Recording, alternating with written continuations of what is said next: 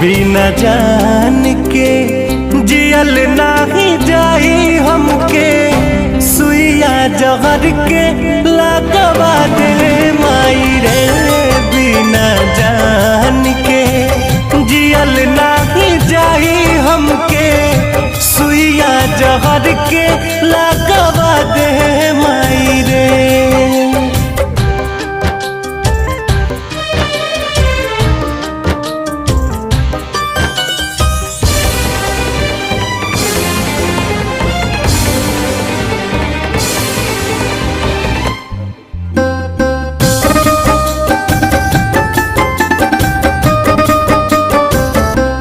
कुछ आवे समझना हम का करी, एक पल में 100